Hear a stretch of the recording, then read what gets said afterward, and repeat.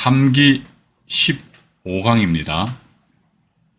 약정지상권 간복입니다. 말 그대로 간보는 거예요. 우리가 이제 제가 자꾸 이제 생생경매 교재를 가지고 이제 방송한다는 말씀 드렸는데, 이 생생경매가 뭐 본 전체가 1부와 2부로 구성이 되어 있어요. 근데 2부에 보면은 이 법정지상권과 관련된 그런 실전 법정지상권 내용이 나와 있어요. 거기 보면 이제 뭐 법정지상권, 관서법상의 법정지상권, 약정지상권, 민법 622조에 의한 차지권, 또 분묘기지권 그런 게 있거든요.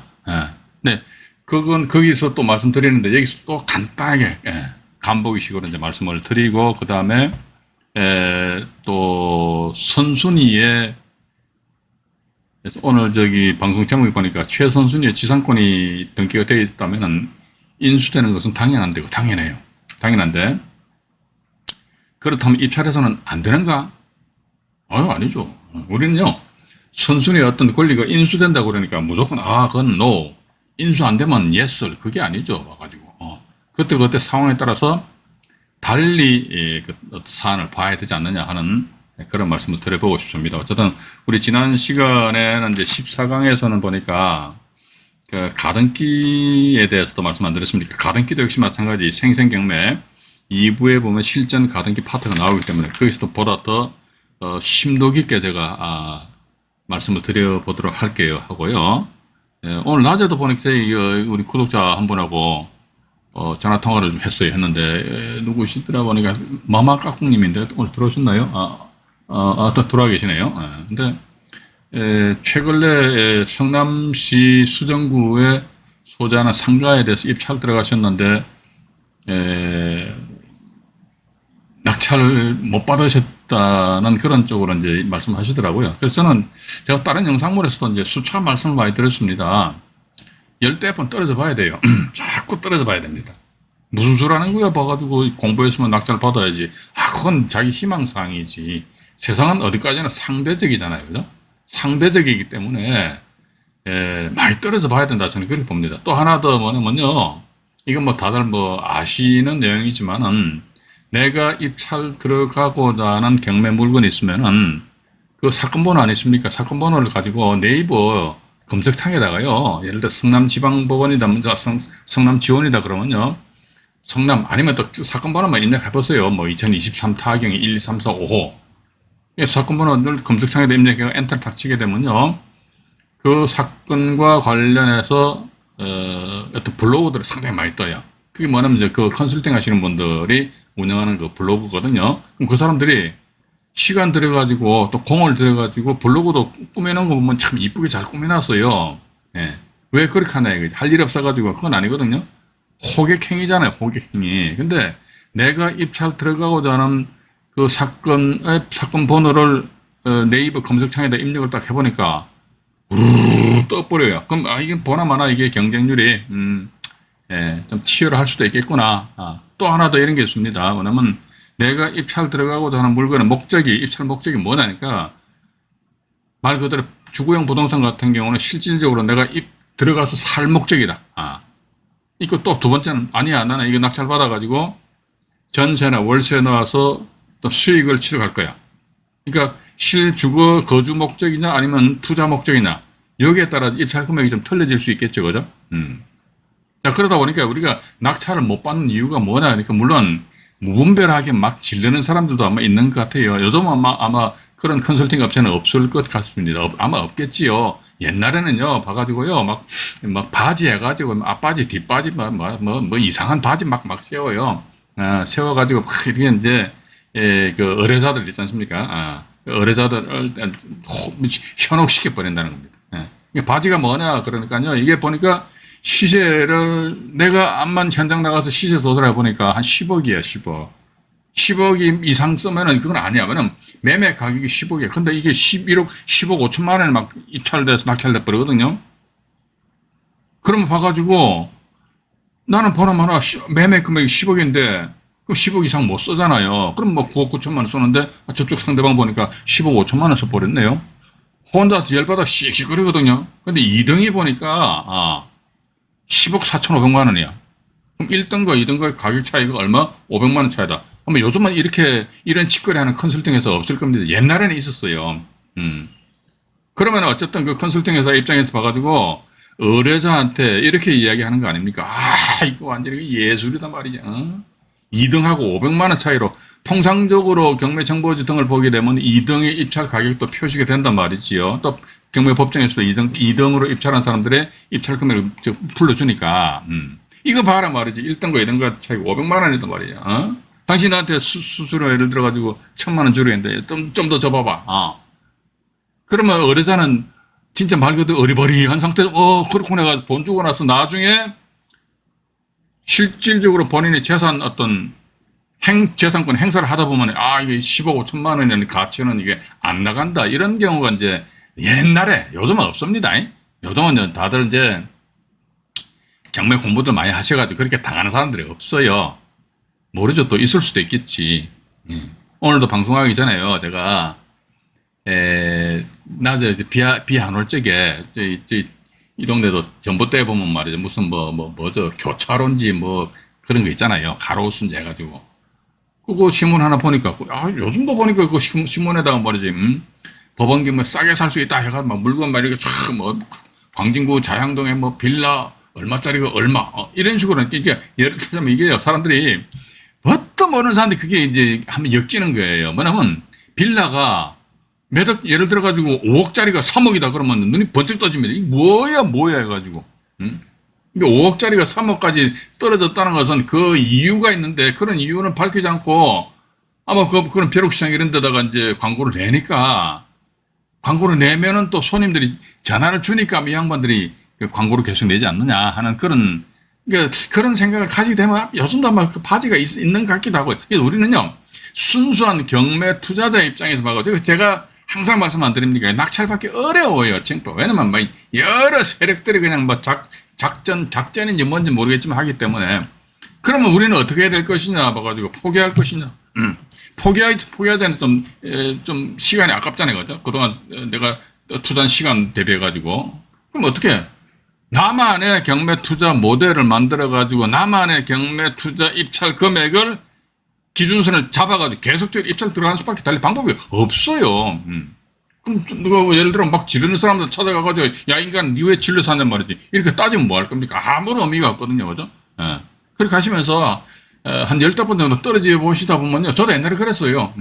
떨어져 보다 보면 이건 어디 말로 설명할 수도 없는데 요건 이렇게 하면 되겠구나라는 어떤 본인만이 이건 책에도 없습니다.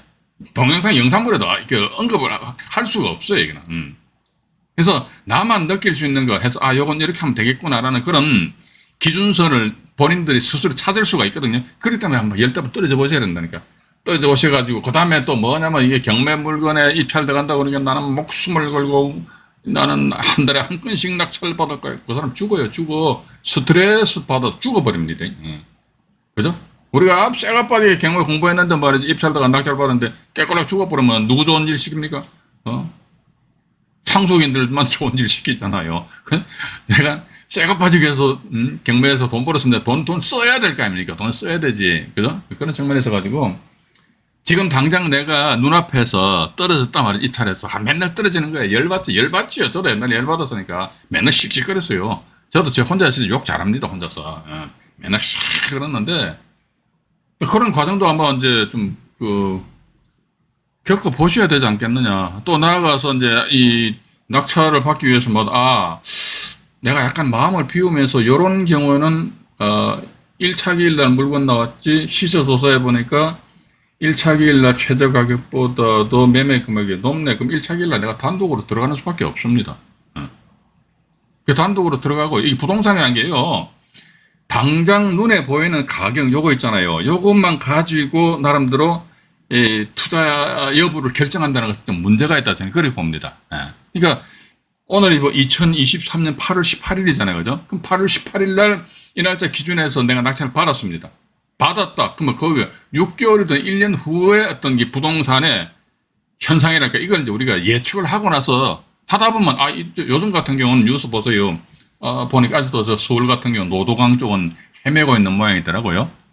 근데 나머지 지역 같은 경우는 보니까 완전히 대단히 뜨끈뜨끈한 것 같습니다. 그런 상황이다 그러면요, 그런 건 질러버려야지.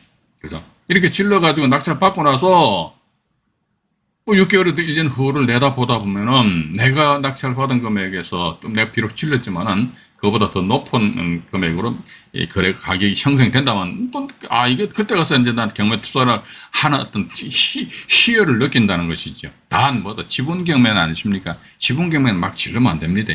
예, 지분 경매는요 시절이 암만 좋다 할지라도 다 간을 보셔야 돼요. 간 보셔야지 그냥 막 지분 경매도 일반 물건처럼 그냥 무조건 막 밀어버려. 그럼 대가리 깨집니다. 예, 그렇게 좀 이해하시고요. 오늘 제가 말씀 좀 길었습니다. 자, 그러면 일단 약정 지상권인데 지상권 관련해가지고요. 자료를 펼쳐놓고, 말씀을 드려보도록, 하겠습니다. 네. 자, 화면 조정을 조금 할게요. 이렇게 매번 좀 번거롭습니다. 이게 일일이 화면 조정을 해야 되니까, 네, 됐습니다. 네, 됐고요. 오늘 보니까 이제 15강이네요. 2023년 8월 18일 금요일이고요. 그 다음에 권리 분석 쉽게 하는 방법 이렇게 나와 있죠. 3번에 보시니까 이제 지상권 인수. 여기 목차가 보면요. 이 책이 그 생생경매라는 책을 제가 몇 년 전에 썼는데 이 책은 아마 서점가도 아마 없을 겁니다. 그런데 간혹가다 영상물에다가 댓글로 문의 주시는 분이 계시더라고요. 이 교재를 살 수 없느냐. 교재 없어도 돼요. 그럼 한다고 책값, 이것도 책값이 한 3만원 가까이 될걸요. 근데 이게 뭡니까. 일부 어떤 분들은 이거 책을 또 구입을 하셨다는 그런 분들도 이제 계시더라고요. 근데 이 책 이거 교재 필요 없습니다. 필요 없고 제가 이제 방송할 때마다 이게 목차를 보여드린 것은 이게 생생경매의 목차다 했다. 그렇게 보시고요. 3번에 오늘 보니까 지상권 인수다. 제가 조금 전에 말씀 안 드렸습니까? 인수다. 이게 지상권만 인수하는 것이 아니고 모든 어떤 권리가 인수된다고 그러니까 무조건 우리는 거기를 하면 안 된다. 인수한다고 그래 일단 인수하는구나 하고 다시 한 번 더 살포시 보자 이게 인수하는 데 좋다. 그럼 내가 저 물건 낙찰 받았을 때 그 권리를 인수라 했을 적에 내가 나한테 어떤 유리한 점이, 불리한 점이 있는 거, 그걸 한번 체크해 봐야 될 거 아닙니까? 그죠? 근데 무조건 그렇지 않고 그런 거 체크 안 하고 어떤 권리 인수한다는 거, 해버리고. 인수 안 한다, 좋고. 이거는 완전히 이제 초등학생들이 아니고 유아원생들 마인드다. 저는 그렇게 보고 있다는 것입니다. 일단 그래서 지상권 인수 부분에 있어가지고 오늘 제가 조금 말씀을 드려보도록 하겠습니다. 여기 보니까 이제 지상권 개괄 이렇게 나올 거예요. 전체적으로 다 펼쳐놓고 말씀을 드려보도록 하겠습니다. 여기 보시게 되면요. 마치 이런 이론적인 부분은요, 우리가 공인중개사 공부하시는 거 아니잖아요. 그죠? 그러니까 우리는 감만 잡아가지고, 나름대로 경매시장에 이런 물건이 나왔을 적에 이걸 내가 응용을 해가지고 내가 이해를 하면 된다는 것이죠. 우리가 무슨 뭡니까? 공인중개사 시험 보는 것도 아니고, 로스쿨 졸업해가지고 말이지 변호사 시험 보는 것도 아니잖아요. 그죠? 근데 지상권은 뭐냐 이게 지상권 하니까 남의 땅 사용 수익한다. 사용 이렇게 용자 사용 수익한다고 하는 게 이게 용익 물건이랍니다. 용익 사용하고 수익한대요. 이 용익 물건이다 알고. 그래서 이게 안 나와 있습니까? 이 지상권이 선순위로 설정되어 있다면 일단 조심해야 돼요. 이게 원칙을 잡으십시오. 일단은 조심하자 이거지. 근데 2단은 봐가지고 조심 안 하고 입살 더 갈 수 있지. 그죠? 무조건 조심하다는 게 아닙니다. 일단은 조심하고, 근데 봐가지고, 때려는 봐서 조심 안 하고, 1차를 들어가서 낙찰 받을 수도 있지 않겠느냐는 그런 말씀을 드려보고 싶어서. 두 번째 보니까, 건전한권 등 담보권을 보다 확실하게 지키기 위한 것으로서 지상권을 설정할 경우는, 이게 뭐는 건전한권이 매각으로 소멸한다면 지상권 역시 소멸한다. 이게 소위 법정, 용어는 아닙니다. 근데 간혹가다 담보 지상권 이렇게도 표시하는데, 이게 뭐냐면요, 이렇게, 어제 화면을 달리해가지고 잠깐 설명드릴게요. 여기 보시면은 나대지 한다 했습니다. 나대지가 맨땅 지상에 건물이 없는 거 그냥 땅이야 땅. 나대지 땅을 담보 잡고 검전을 차용합니다. 그죠? 이렇게 하게 되면 좋습니다. 이게 나대지거든요. 나대지에 대해서 소유자가 A란 말이죠. A인데, 이 소유자가 이제 은행한테, 채권자 만약에 갑한테 이 나대지를 담보로 잡히고 금전을 차용한다. 그러면 갑 입장에선 봐가지고요, 이 부동산을 담보로 잡아야 될 게 아닙니까? 담보로 잡고 있으니까, 담보, 내가 당신 뭐 믿고 돈 빌려주냐 이거지. 담보 잡아야 될 거 아니에요. 담보 잡고 하니까, 여기 땅에 대해서 뭘 한다든 갑은 토지에 대해 가지고, 담보 잡았으니까 건저당권을 설정하고 돈을 빌려주잖아요. 근데, 이거 보니까, 현장 가서 실사를 해보니까, 지상에 건물이 없어요. 건물이, 그냥 맨 땅이 맨 땅. 이리와의 설정에 갑은 건저당권 설정하면서 동시에 지상권도 같이 설정합니다. 근데 이 지상권도 보면 제가 조금 전에 말씀드렸습니다만은 원칙은 지상권은 남의 땅에 대한 사용하고 수익할 수 있는 그런 권리거든요. 남의 땅에 있는 사용하고 수익할 수 있는 그런 권리인데, 그럼 이 지상권은 뭐냐? 그러니까 이 지상권도 역시 마찬가지 이게 건저당권도 갑 이렇게 나오니까 지상권도 갑 이렇게 나와 있습니다.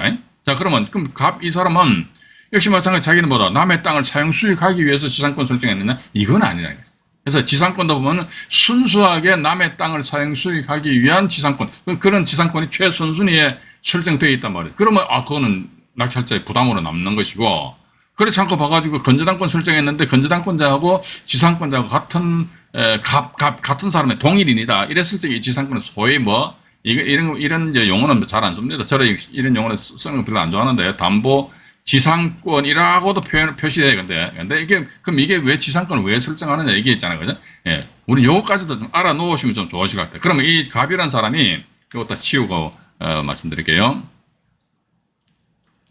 여기에 대해서, 이제 갑이 저당권도 설정하면서 지상권도 설정한단 말이죠. 예. 그럼 또 두 번째 밑에 봐가지고요. 순수하게 갑이라는 사람이 난 땅만 담보 잡았으니까 땅에 저당권만 설정할 거야. 지상권 설정 안 했습니다. 그러면 여기 위에 편의상 이걸 1번, 밑에 이걸 2번으로 할게요. 1번과 2번에 있어가지고 차이점은 뭐냐고 차이점을 간단하게 말씀드릴게요. 자, 보니까 이 저당권이라는 것은요. 자, 보십시오. 저당권 같은 경우는 채무자, 돈 빌려간 사람이 채권자, 갑한테 돈을 안 갚는 거야. 아니면 이자를 제대로 안 낸단 말이죠. 이랬을 때 저당권자는요, 저당권 담보권이잖아요. 담보권. 그러니까 담보권 실행해가지고, 담보권 실행하는 경우에 임의경매입니다. 임의경매. 예. 임의경매를 경매 붙여가지고, 경매 처분해가지고, 낙찰되면은 그 금액에 자기 채권을 이제 갑이 회수하거든요. 그럼 지상권을 왜 설정하냐, 이게 지상권. 예. 밑에는 지상권 설정 안 했는데, 밑에는 지상권을 설정 안 했고, 위에는 지상권 설정했거든요. 그러니까 지상권 설정하는 이유가 뭐냐니까, 지상권이라는 것은, 그래도, 지상권의 원칙, 실제 목적은 뭐냐, 이게. 남의 땅에 대한 사용하고 수익할 수 있는 그런 권리를 가지거든. 사용 수익권입니다. 근데 이 저당권은 뭐지 보니까 담보권 실행입니다. 담보. 그러니까 요 지상권은 용익 물건이고 저당권은 담보 물건이라고도 해요. 그래서 보니까, 왜 지상권을 왜 설정하냐니까 이게 소유자가 A인데 말이죠. 이 지상권을 누가 가지고 있지? 갑이라는 채권자가 가지고 있단 말이죠. 그러면 소유자 A 입장에서는 자기 땅이니까, 자기 땅인데, 지상에 건물이 없잖아요. 그죠? 건물이 없으니까, 그러면 건물이 없으니까 이거 내 땅에다 내가 집 지어야지. 자, 이 소유자가 자기 땅 위에다가 건축 행위를 한다. 건축 행위를 한다는 것은 뭡니까? 자기 땅에 대한 사용하는 자기 땅을 사용하는 그런 행위잖아요. 그죠?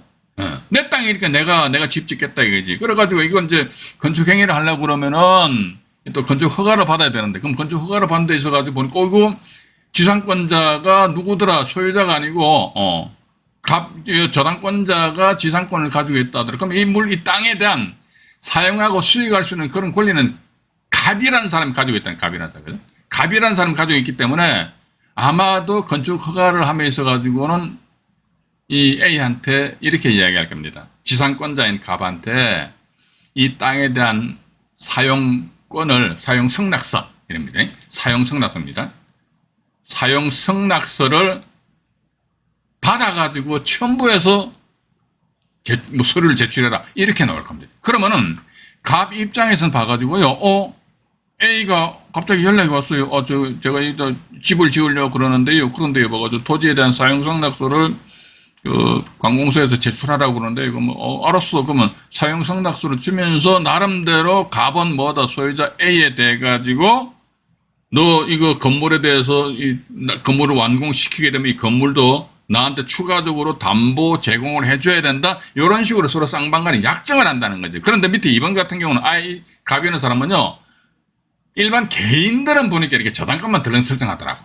금융기관은 철저합니다. 저당권 설정하면서 지상권도 같이 설정해버리는데, 일반 개인 같은 경우는 저당권만 덜렁 설정해버려. 지상권 설정 안 해버려요. 그러면은, 지상권 설정 안 한다 하더라도 소유자가 A잖아요. 그죠? A 입장에서는 봐가지고요, 원래 소유권은 왜 안 그렇습니까?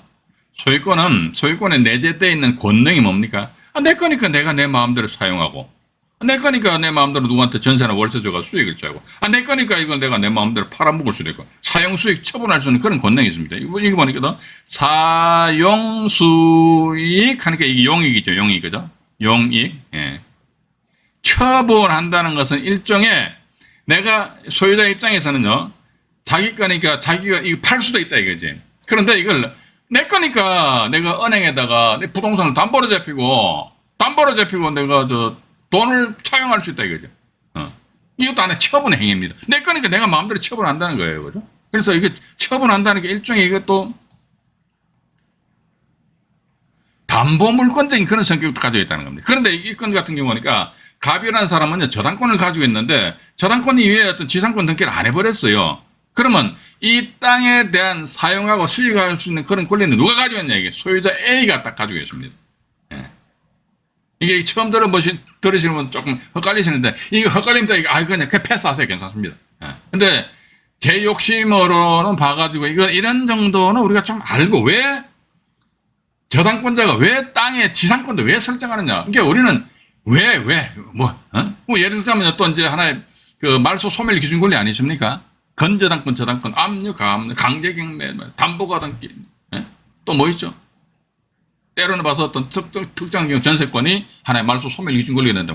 그거는 우리가 등기부 등본을 보게 되면 무수한 권리들이 있는데 왜 그런 무수한 권리들 중에서 유독 쟤네들만이 말소 기준 권리냐? 말소 기준 권리 이유가 뭐냐면, 물론 그건 몰라도 돼요. 그냥 저당권의 말소 기준 권리 뭐 따지냐? 그러면 저도 할 말은 없습니다. 근데 저라면요, 이거 따져봐야 돼.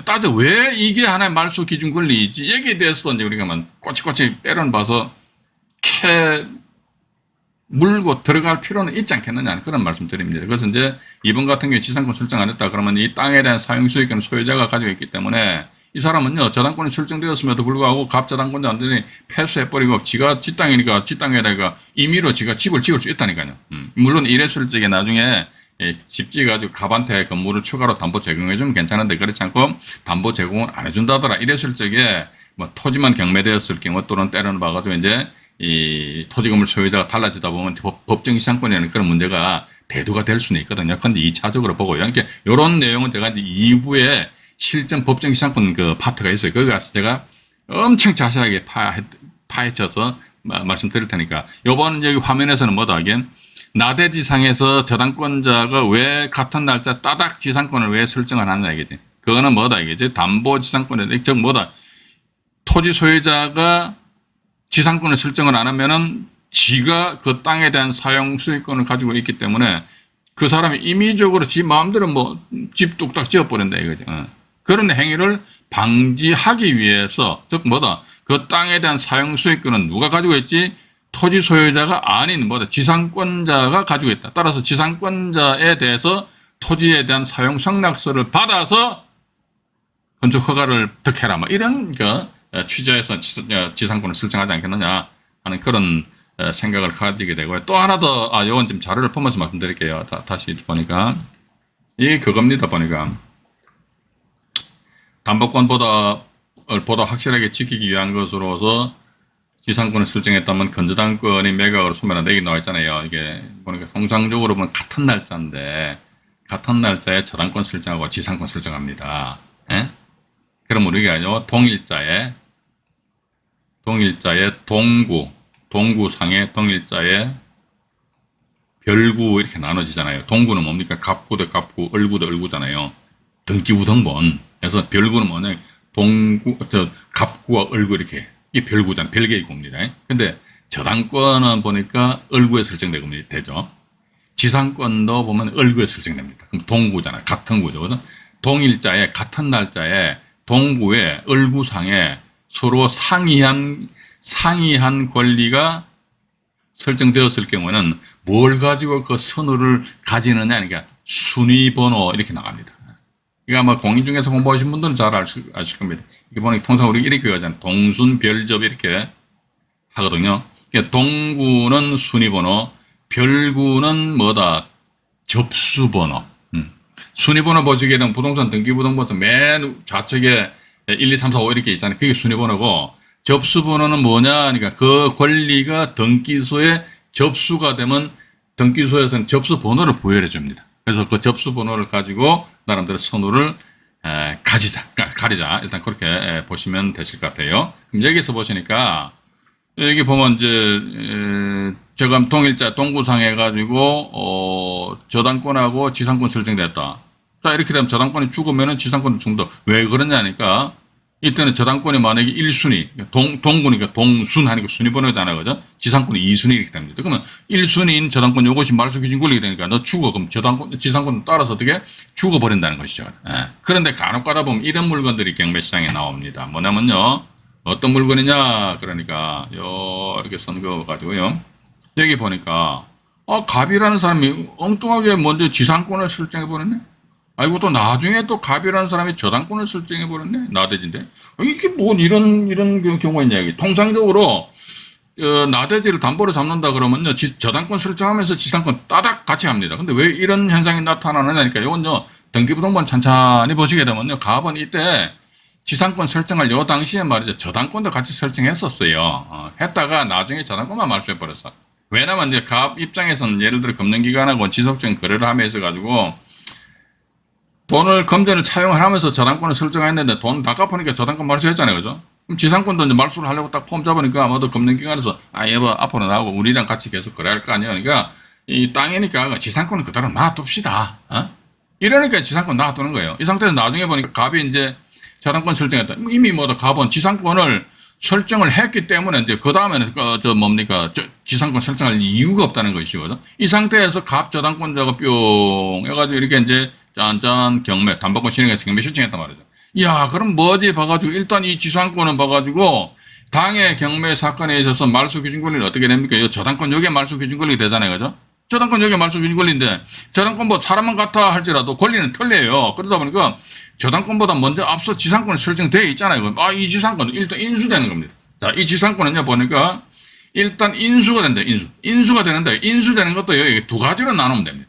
예, 진짜로 인수되는 게 있고 허당 그냥 한마디로 이제 인수되는데 그냥 형식적으로 인수되는 거예요. 이게 어떻게 보면 인수가 이제 실질적으로 이것도 이렇게 바꿀게요. 실질적으로 인수되는 경우가 있고 이건 인수되는데 이거는 형식적으로 인수가 된다. 그러면 이 지상권은 실질적으로 인수되는 권리냐, 형식적으로 인수되는 권리냐. 이런 경우 형식적으로 인수되는 권리다. 일단 그렇게 보시면 됩니다. 뭐냐면 이게 지상권자하고 저당권자가 같은 사람이기 때문에. 그런데 만약에 근데 이게 이거 먼저 말씀드릴게요.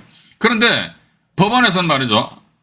이것도 오늘 제가 2부에서 그 사례를 보여드릴게요. 저당권보다 먼저 지상권이 설정되는데 저당권자하고 지상권자 같아요. 근데 이건 누가 낙찰을 받았는데 이 지상권은 뭐를 원인으로 해가지고 해제를 원인으로 해서 말소되었습니다. 그리고 이건 직권 말소가 아니고 협의에 의한 말소거든요. 그죠? 협의에 의한 말소는 이 물건 낙찰 받으신 분이 갑한테 찾아가가지고 지상권 말소 서류 주셔. 근데 실제 어떻게 이런 지상권은 말소를 안 시켜도 큰 힘을 발휘하지 못할 것 같아요. 왜냐면 갑이라는 사람이 정말로 진정 이 땅에 대해서 사용하고 수익할 수 있는 그런 권리를 가지고 있다 그러면요. 갑은 나중에도 이 땅에 대한 사용 수익권을 행사할 수 있잖아요. 이미 이 가등기는 지상권은 뭐냐니까 저당권자의 지위를 확보하기 위한 것이다. 아까 제가 말씀 안 드렸습니다. 이런 지상권 왜 설정했지? 그러니까 토지 소유자가 지 마음대로 그냥 우당땅땅 해가지고 집 짓는 것을 수답부 방지하기 위해 가지고 지상권 설정하는 거란 말이죠. 예. 그러면 순수하게 남의 땅에 대한 사용하고 수익할 수 있는 그런 권리가 아니잖아요. 그러니까 우리 이렇게 이해하시면 됩니다. 순순히 지상권인데 이게 이해가 보니까 순수하게 타인 토지에 대한 사용하고 수익할 수 있는 그런 권리냐 아니냐, 그런 권리가 아니야 무조건 아웃이야, 없어진다는 것이죠. 그죠? 예. 일단 그렇게 보시면서, 그러면요 이번에는요 어떤 경우냐 그러니까 이렇게 보시면 됩니다. 여기 이번엔 A라는 사람이 지상권 설정했고 B라는 사람이 저당권 설정했습니다. 사람 A와 B는 틀리죠, 그죠? B 저당권자가 뿅 이렇게 해가지고 임의 경매 신청했습니다. 이랬을 때 C라는 사람이 들어가서 낙찰을 받았다면, 이 C는 말이죠. 1번, 이제 지금부터 질문드립니다. 1번, 바보다. 2번, 바보가 아니다. 3번, 모르겠다. 이렇게 저기 채팅창에다가 아니 왜 바보냐 그러니까, 무슨 소리 하는 거야, A와 B 사람 같은 사람이 아닌데 그러면 이 지상권은 뭐다, 순수하게 이 땅에 대한 사용하고 수익할 수 있는 그런 권리이기 때문에 이게 지상권 안 죽어야 말소가 안 된다. 이게 조심하라고 그랬잖아요. 조심하라고 했는데 네가 왜 들어가 받았냐, 그러니까 넌 바보라 이거지. 무슨 소리냐, 아니야 바보가 아니야. 다음 난 이도저도 모르겠어. 3번. 그래서 여러분들 1번 아니면 2번 아니면 3번을 채팅창에다가 입력을 해 주시고, 이게 막 이제 앞으로는 이제 오늘은 빼고요. 앞으로는 만약 제가 방송할 적에 이렇게 라이브 방송할 적에 여러분들한테 이렇게 질문 드린다 했을 적에는요, 그 채팅창에다가 답을 다신 분들만 이제 체크를 해가지고, 윤영대님 모르겠다 했어요. 이렇게 하시면 되는 거예요, 봐가지고. 그 추첨해가지고, 지금 제가 쓴 그 실전경매 엑스파일 책이 있어요. 그 책을 제가 저기 한 부씩 그냥 드릴까? 오늘은 아닙니다. 오늘은 아닙니다. 그죠? 1번 아니면 2번 아니면 3번이에요. 1번 아니면 2번 아니면 3번입니다. 근데 보니까 이거는 단지 이것만 딱 봐가지고는 이 사람이 바보다, 바보가 아니다. 이게, 할 수 없어요. 이게 보면, 어떻게 보면 윤영대님이 답이란 말이에요. 이거 몰라요, 봐가지고. 왜냐면 이게 C라는 사람 낙찰 받았는데, 제가 아까 말씀드렸잖아요. 어떤 권리를 인수한다고 그러니까, 인수한다는 그게 딱 필이 꽂혀가지고, 야, 인수하니까, 인수하면, 이게 아니라니까요. 인수한다고, 인수하는구나, 원칙. 그래, 알았어. 근데 어떤 걸 인수하지 해가지고 사실적인 인수하는 그런 부분을 확인해 보니까, 요 정도 같으면 인수한다면 전혀 문제 없단 말이죠. 이게 요 페이지를 달리해가지고 한번 말씀드려볼게요, 다시요. 지분 경매 같은 경우는 이제 간혹가다 요즘 보니까 지분을 낙찰받아가지고 무슨 핵분해를 해가지고 말이죠. 제가 이거 방송에서 괜히 이런 이야기 한 것 같아요. 핵분해를 해가 말이죠. 그냥 가등기를 설정하고 막 이렇게 놨더라고요. 그러니까 가등기를 설정을 한다, 가등기 설정한다 그러니까, 왜 가등기 설정하냐니까, 이거 혹시 나중에 경매를 전부를 붙였을 적에 다른 제3자가 인수하기 때문에, 함부로 누가 쉽사리 못 들어온다 이거지. 지금 제 말씀이 무슨 말씀인지 모르시는 분들은 2기 라이브 방송 지분 경매 강좌를 보시기 바랍니다. 가등기 인수하기 때문에 못 들어온다 이거지.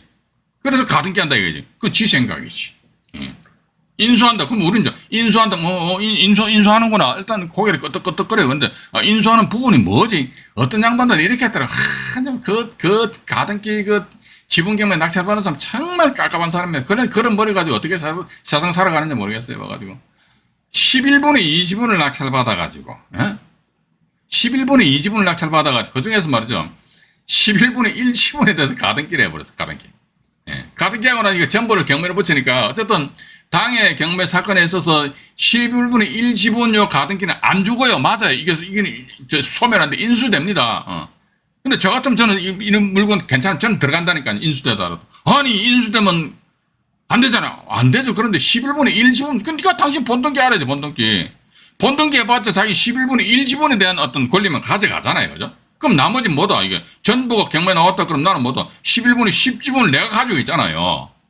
그럼 내가 낙찰받았다, 이거 지금. 그러면 이 사람하고 저하고 나중에 다시 공유관계니까, 공유관계를 해소하자 해가지고 공유물건을 소송해서 확 그냥 경매를 집어 넣어버린다. 그러니까 이게 인수한다 할지라도 그 꼬라지를 봐가면서, 요거 11분의 1 같은 거 완전히 코딱지야, 코딱지. 그래서 지금 오늘 지금 보면요, 뭐냐면 제가 이런 사례도 하나 있습니다만, 이 사례를 2부에서 보여드릴게요. 보니까, 앞에 보니까 지상권이 설정되었습니다. 그 다음에 보니까 저당권이 설정되었습니다. 그 다음에 저당권자가 이렇게 했지, 임의 경매 신청했습니다. 이거 아마 이거 좀 상당히 오래됐어요. 제 아는 지인이 낙찰을 받았어요. 근데 이 지상권이 보니까 이게 땅이 전체 1004입니다. 1000평 정도 되는데, 그래서 지상권이 설정된 범위가 몇 평이 안 되더라고요. 이건 나중에 등기부 등본 보면 말씀드릴게요. 이 또 지상권이 설정되면요, 등기부 등본을 보시게 되면요, 지상권의 설정 범위가 표시가 됩니다. 남측 몇 제곱미터 이렇게 나와 있거든요. 근데 이게 지상권자가 보니까 한국 송유관 주식회사입니다. 아니, 한국 송유관 주식회사에서 왜 지상권 설정했지? 그러니까 이 땅이 있는데 땅 밑으로 자기 어떤 송유관이 지나가는 것 같아. 이건 지상권 설정한 거야. 그럼 뭐가 이 지상권이 죽어도 말소가 안 돼요. 그럼 말소가 안 되면, 야, 근데 예를 들어 땅이 1000평인데 지상권 설정 범위가 보니까 뭐 한 50평 정도 된다 그러면 말 그대로 조적지열이잖아요. 그죠? 그럼 나머지 지상권이 설정되는 부분에 대해서는 이게 내가 토지에 대한 사용을 포기를 하고, 나머지 이야기에 대해서 토지에 대한 사용 가치가 있다면, 본건 같은 경우 보니까 지방도 이 물건지가 충남, 그 당시 낙찰 받을 적에 당진군이었는데 지금 당진시로 바뀌었잖아요. 당진시 순성면 이렇게 나갑니다. 근데 지방도 2차선 지방도에 딱 붙어 있는 그런 땅이더란 말이죠. 그죠? 지금 제가 여기서 말씀드리는 목적은 주된 내용은 뭐냐니까요. 어떤 권리가 인수된다니까 우리는 고개 팩 돌리면 안 됩니다. 고개 팩 돌리면요, 목 디스크 걸립니다. 예. 인수되는, 알아서 다시 한번 지그시 쳐다봐요. 인수되는데, 지상권 인수되는 거야? 어떡하지? 봐가지고, 가등기 인수되는 거야? 뭐 어떡하지? 봐가지고, 인수된다. 여기서 다시 한 번 더 한 발짝 나아가서 분석을 해 보시는 것이 어떻겠는가 하는 그런 말씀을 드린다는 것입니다. 그죠? 일단 그렇게 보시고요. 지상권 또 인수 나와 있네요. 다 이것도 전체 펼쳐서 말씀드릴게요. 여기 나와 있잖아요, 이제. 소멸 기준 권리보다 앞선 조금 전에 말씀드린 거 아닙니까? 인수도 당연하죠. 근데, 여기 나와 있네. 소멸되지 않는 지상권이 있다 해서 무조건 낙담할 필요는 없고, 낙담까지 아니고 그냥 고개를 돌릴 필요는 없다 이거죠. 왜냐면 지상권의 설정 범위를 확인한 다음에 입찰 참여 여부를 결정하면 된다. 맞잖아요. 지상권의 설정 범위를.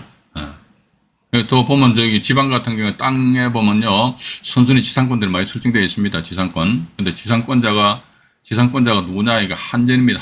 한전이다 보면 뭐죠? 지방에 그 철탑 있잖아요. 전기 송전탑, 철탑. 예. 그거 뭐 지상권 다 설정해놨어요. 근데 보니까 땅이 이따만한데 한전 철탑이 이렇게 나 있다. 그러면 이게 이렇게 지나갈 거 아닙니까? 그럼 봐가도 요렇게 여기 빼고 나머지 땅에 대해서 어떤 활용 가치가 있느냐? 그럼 입찰 들어가는 것이지요. 단지 법리적인 측면에서 어떤 권리를 내가 끌어안으니까 그 사람 완전히 아마추어라니까, 아마추어. 우리는요, 이제 프로가 돼야 된다. 그러니까 그죠? 프로가 되셔야 되지 않겠느냐 하는 그런 생각을 가지면서요.